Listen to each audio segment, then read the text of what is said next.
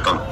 இந்த பாம்பு எங்கன்னு பார்த்தீங்கன்னா திருச்சி மாவட்டம் திருச்சி சென்ட்ரல் பஸ் ஸ்டாண்ட்ல இருந்து கிராப்பட்டின்ற ஏரியாவில் நுழையிற அந்த என்ட்ரன்ஸ்லயே பார்த்தீங்கன்னா ஈவினிங் டைம்ல நல்லா படம் எடுத்து நின்று இருந்துச்சு. பேர் ஐசக்கு, திருச்சி மாவட்டம் கிராப்பட்டி. வீடியோல பாருங்களேன், படம் எடுத்து நிற்கிறதுனால ஒரு தாத்தா கும்பிட்டுலாம் இருப்பாரு.